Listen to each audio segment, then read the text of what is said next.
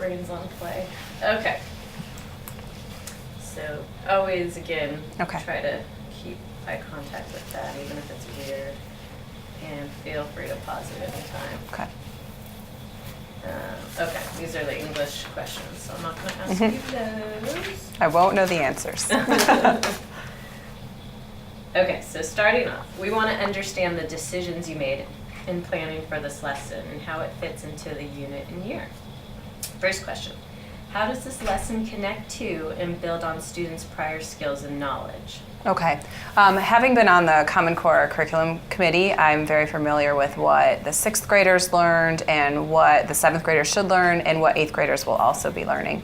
So I know that they spend a great deal of time in 6th grade on ratios and setting up proportions and a lot of fractions in 5th and 6th grade.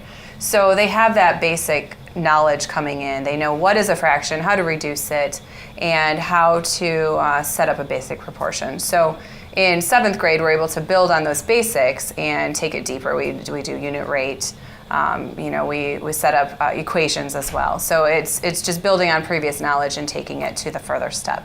We're also introducing more negative numbers as well. So they're not just dealing with 1/2, they're maybe dealing with -1/2 or decimals included as well. So it just takes it deeper, extends on 6th grade, 5th grade, and prepares them more for 8th grade. They don't do as much with ratio and proportion, but the knowledge is still there with equations in 8th grade. Okay, so continuing on this question. What was taught before this lesson and what will come after it? Okay, and I have that from the And then discuss notes that I the sent. sequence of lessons that surround this one lesson. Okay, sure.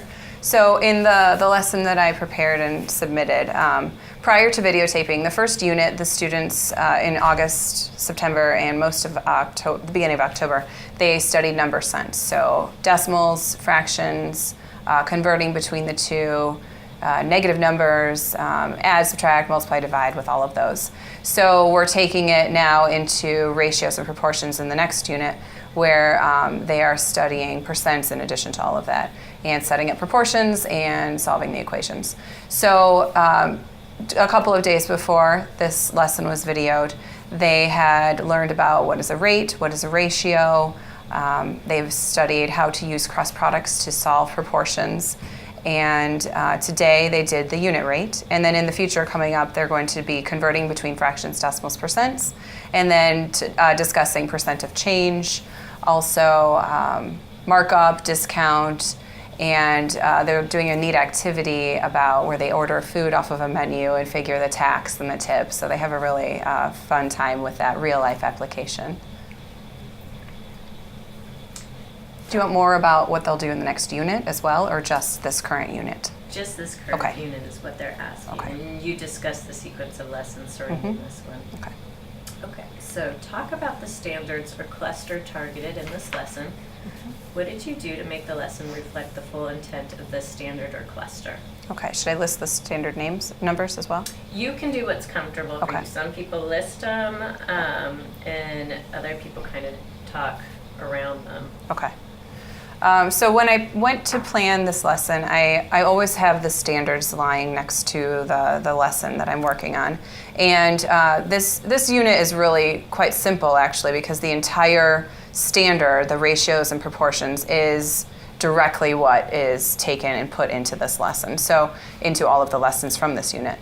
So I used ratios and proportions 1, 2, and I also used equations and expressions number 3. So in ratios, proportions number 1, students are expected to use unit rates and unit fractions. And we did that in the lesson today. In RP2, ratios, proportions 2, they have to represent proportional relationships between two quantities. And we did that as well. We talked about apples, we talked about the oranges, we talked about British pounds converting to US dollars. And that real life component really makes it more easier for the students to buy in. And I think that is important. And that's a big deal with the Common Core is they find more buy-in because it's real life. They see how they can use this in their adult life or in their everyday life in the future. The equations and expressions was just a small tidbit in this unit because they need to know how to do cross products and then simplify for a single variable. But in the future, we'll be doing a whole unit on equations where they have multiple steps. And they're not ready for that yet because they only did one step in 6th grade. So that's why this unit is allowed, because they already have that one-step skill from previous school years. Good. Which of the core action indicators do you think this lesson best exemplified, and how do you plan for this? The best. Well, I have all 3. You can go ahead and say that then. Let's see. So core action 1, it just states that the lesson focuses on the 7th grade clusters, and that it does. I mean, it lends itself really well to work with ratios and proportions. Core action 2, with all the students are given the chance to master a concept. I feel like I'm getting really good at that action 2. The students are given adequate wait time. They're seated in groups that are leveled, and it really helps them kind of discuss on each other's levels and really figure out a process to solve their ratios. Or you saw they took out calculators. They did scratch work on their whiteboards or on their paper. And I feel like they're really they've known their group for, I think, the last month or so. So they've been comfortable working together, being seated together. And I try my best to pose questions that prompt them to think deeper than just the calculation behind it. They're not just reducing something. They're thinking, what does it mean? How do they interpret it? What does it mean in the real world? And then I believe I hit core action 3 as well. We have the math practices up on the classroom wall, and I don't know if they did it today, but they like to say persevere, and they like to use some of those keywords from the practices, and using appropriate tools. Today they did that with their calculator. Persevere, we've said that's one of their language arts words that they have to use this year. So we persevere, and they're cute when they bring in those practices into the classroom as well. Great. So the second round here, we're interested in how the shifts required by the CCSS are being incorporated into the classroom. Discuss how this lesson illustrates the shifts required by the CCSS.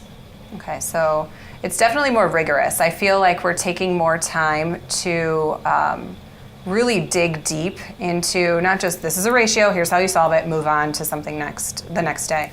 But it's very deep. We have this time now to do these real life concepts and to pretend we're at a grocery store and we're buying eggs and we can't buy one, we have to buy all 12 and figure out how much it costs per item.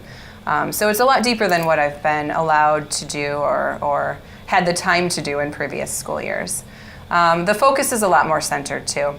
I feel like with the Common Core standards, they've taken out a lot of things and put them into different school years, so we're able to really focus on the big picture and like this lesson, this unit, the ratios, concept, the proportions.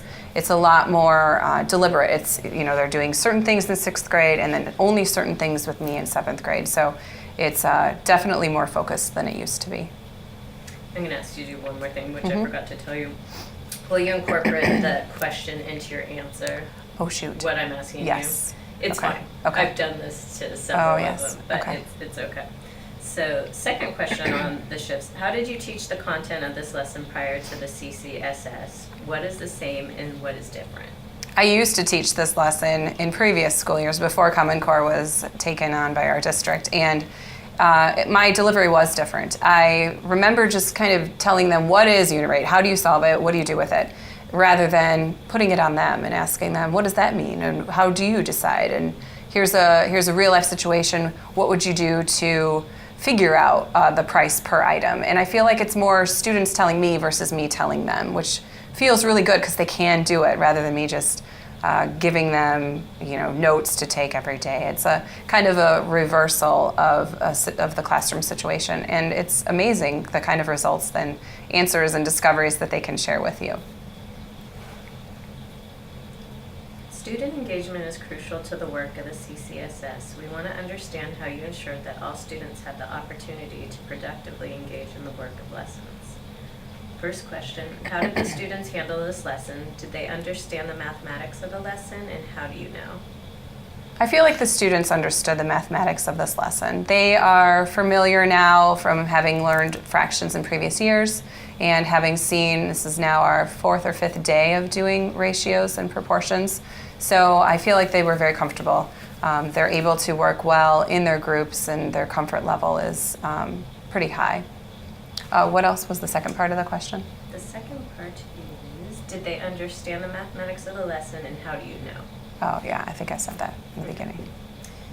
Explain how you differentiated in the lesson. Did all students have opportunities to work on grade level content? If all students did not have this opportunity, then please explain why. I have all different levels in the math classroom, so I have to be able to differentiate for different learners. I have 2 different levels on the homework that I give to students, and it may not have been visible in the lesson because the lesson delivery is the same for all students, but the homework that the students take home with them varies depending on their ability level.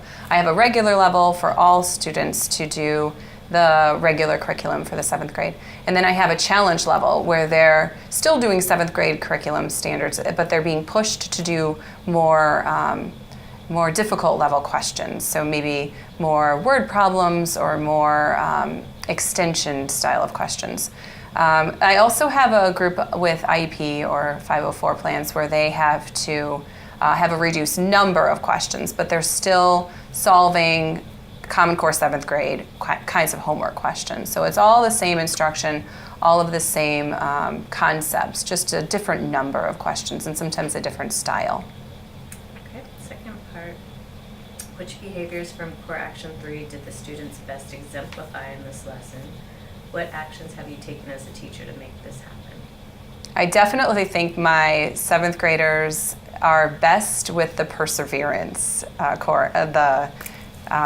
classroom practice, the math practice. Today, for example, during the lesson, we've talked about rounding since the first week of school. And you could see maybe they struggled on, what do I do with 0.6 repeating pennies? How do I solve that? And the discussions they have in their small groups is powerful to listen to because you can hear them argue, no, it should be 70 cents, no, it should be 66 cents, or no, it should be 67, or we can't chop a penny in half. Their discussions are pretty good. And I feel like if they didn't have that skill to keep going, they would have just written 0.6 repeating and moved on. They had those discussions, and that's my favorite thing to observe as a teacher in the classroom. Would you like to comment on any of the submitted students' work? Was there something that delighted or surprised you with this work? I was delighted and surprised by the fact that they had those good conversations with regards to rounding. It was also interesting to hear one of the groups in the front shared what, they talked about what is a British pound and why do they convert and how is one more than the other and how do I convert one way versus the other way, which we did for the last 2 questions on the warm-up. So it's always, you can write the best lesson, you can type the best questions, but I feel like the way the students take it and interpret it and answer it is the part that's exciting as a teacher. You can hear their middle school thoughts, and sometimes they'll really be higher than you ever expected and kind of surprise you. It's kind of nice to see. Great instructors are continuously learning.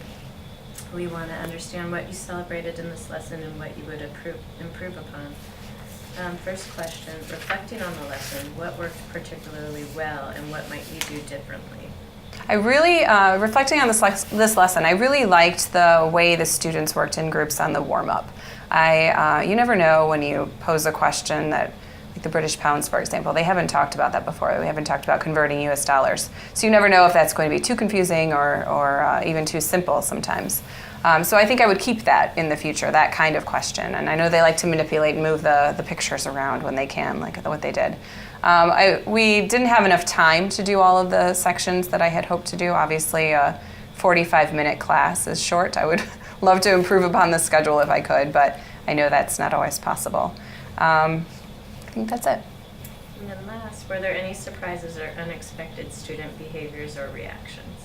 I don't think so. I think this is a good group. It's a good, diverse group with regard to learners, and I think that their responses and their discoveries were pretty on point with what they usually do in that group. They're a very great, sweet group of 7th graders this year. Great. So now that you're warmed up, Okay. Uh-oh. go ahead and why don't you introduce yourself, first and last name. Okay. Hi.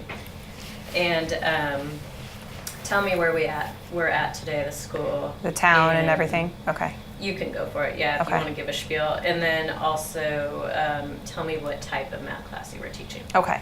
So my name is Samantha Sinding. I teach 7th grade math at Granger Middle School in Aurora, Illinois, but we're a part of a large district. We also have schools in Naperville and a little bit of Plainfield as well. There are about 4,000 teachers in our district. It's a lot of kids, but here at our school we have about 1,000 students. And I'm on a team with 2 language arts teachers, 1 science teacher, and all of us have 1 section of social studies. It's kind of like our homeroom. And we also have one and a half special ed teachers. We share one with another team. So my classroom, my first period class that was videoed, has about 28 students, and 2 weren't here today, but we have about 5 with IEPs in that class. So it's a regular classroom. We have special ed, and we have high-level students in there as well. But I also have a group. We do level our math in this school. So I have an accelerated class, and there are even gifted math classes in the school. So we're all levels, and I think that's really nice for the math classroom because if you have a student who's years ahead, they can be challenged and given appropriate work for their own level. And they're also not at 7th grade Common Core standards. They're potentially 8th or even 9th grade standards. Great. Okay. Awesome. Does that make sense? Did I hit everything on that? You hit everything, yeah. Name, okay. Height, shoe size? Do you want to add that? No. Where to send the clothing? Yes. Hey, I like. Awesome. Nice work. Thank you so much. Thank you so much. I hope you can edit that. I don't know. Some of